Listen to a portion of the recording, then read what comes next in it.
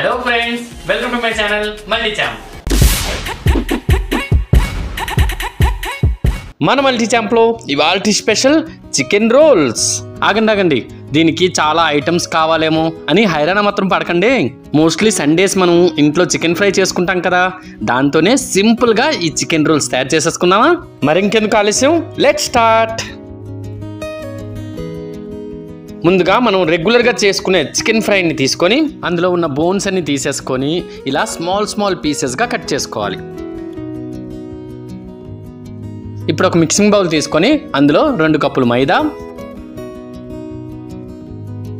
ఇందులోనే 1 tea spoon వరకు కాచిన బటర్, ఒకవేళ బటర్ లేనట్లయితే ఆయిల్ కూడా వాడుకోవచ్చు. అలాగే కాస్తంత ఉప్పు వేసుకొని వీటన్నింటినీ బాగా కలుపుకోవాలి. అంటే పిండికి మనం వేసిన బటర్ని బాగా పట్టించుకోవాలి. ఈ విధంగా చేయటం మూలన మన చికెన్ రోల్స్ అనేవి మరింత సాఫ్ట్గా వస్తాయి. ఈ విధంగా బటర్ని పిండికి బాగా పట్టించుకున్న తర్వాత ఇప్పుడు కొంచెంగా నీరు పోసుకుంటూ చపాతీ పిండి కంటే కాస్త మెత్తగా కలుపుకోవాలి.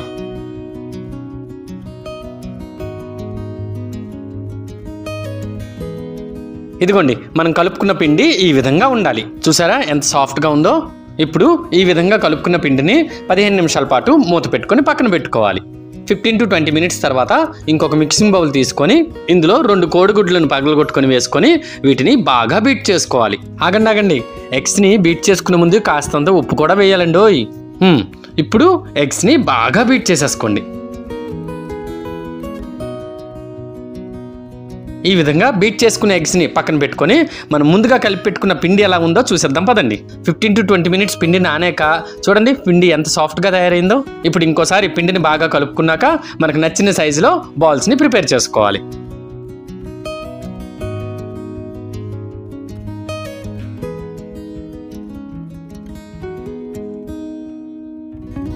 ఇప్పుడు ఒక్కొక్క పిండి బాల్ని తీసుకొని పొడిపిండి సహాయంతో ఈ విధంగా పల్చగా చపాతీలా ఒత్తుకోవాలి.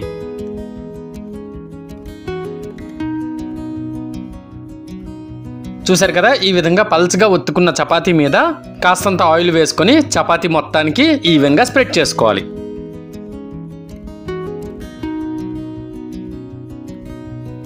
ఇలా ఆయిల్ మొత్తాన్ని స్ప్రెడ్ చేసుకున్న తర్వాత పైనుండి ఇంకాస్త పొడిపిండి వేసుకొని చపాతీని ఈ విధంగా ఫోల్డ్ చేసుకోవాలి.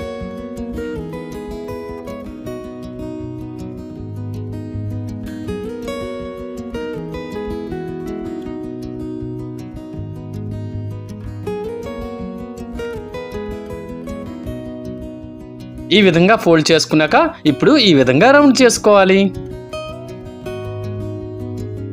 ఈ విధంగా చుట్టుకున్నాక పైనుండి ఇంకాస్త పొడిపిండి చల్లుకొని ఇంకోసారి అప్పడాల కర్రతో పల్చగా ఒత్తుకోవాలి.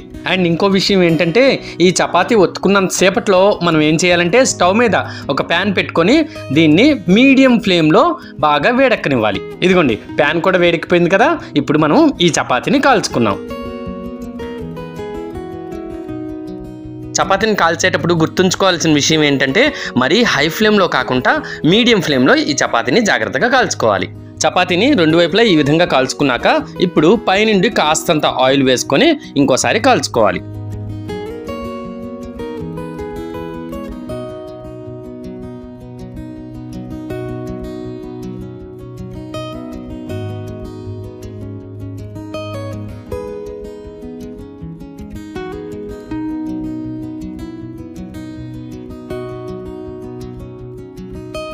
చూసారా, చపాతీ కాలి మంచి రంగు వచ్చింది కదా. ఇప్పుడు దీన్ని పక్కన పెట్టుకొని అదే ప్యాన్ పైన మనం ముందుగా బీట్ చేసి పెట్టుకున్న ఎగ్ మిశ్రమాన్ని ఈ విధంగా వేసుకొని పెనానికి ఈ విధంగా స్ప్రెడ్ చేయాలి. ఈ విధంగా స్ప్రెడ్ చేసుకున్నాక మనం ముందుగా కాల్చుకున్న చపాతీని దీనిపైన ఈ విధంగా అమర్చుకోవాలి. ఇప్పుడు దీని చుట్టూ కాస్తంత ఆయిల్ వేసుకొని లో టు మీడియం ఫ్లేమ్లో కాసేపు కాలనివ్వాలి. చూసారు కదా, ఈ విధంగా కాలిన తర్వాత ఇప్పుడు దీన్ని పక్కకు తీసుకొని దీనిపైన ఇక్కడ చూపించిన విధంగా ముందుగా రెడీ చేసుకున్న చికెన్ ఫ్రైని వేసుకోవాలి. అదేవిధంగా పైనుండి సన్నగా తరిగిన ఆనియన్స్, కొన్ని సన్నగా తరిగిన పచ్చిమిరపకాయ చీలికలు, కాస్తంత ఉప్పు, కాస్తంత మిరియాల పొడి, చివరగా కాస్తంత టొమాటో చిల్లీ సాస్. ఈ విధంగా వీటన్నింటినీ వేసుకున్నాక ఇప్పుడు ఇక్కడ చూపించినట్లుగా రోల్ చేసుకోవాలి. ఇప్పుడు ఈ చికెన్ రోల్ సర్వ్ చేయడానికి ఒక బటర్ పేపర్లో ఈ విధంగా చుట్టుకోవాలి.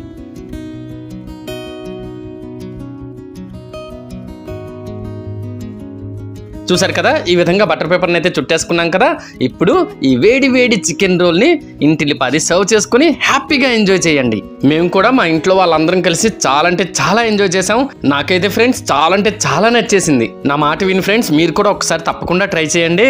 అలాగే మీరు ట్రై చేసిన తర్వాత మీకు ఎలా కుదిరిందో కూడా మా కామెంట్ సెక్షన్ లో తప్పకుండా తెలియజేయండి. మీకు కనుక ఈ వీడియో నచ్చినట్లయితే సబ్స్క్రైబ్ చేయండి, షేర్ చేయండి అండ్ లైక్ చేయండి. దాంతో పాటు బెల్ ఐకాన్ డెఫినెట్ గా ప్రెస్ చేయండి. Thank you friends. Bye bye.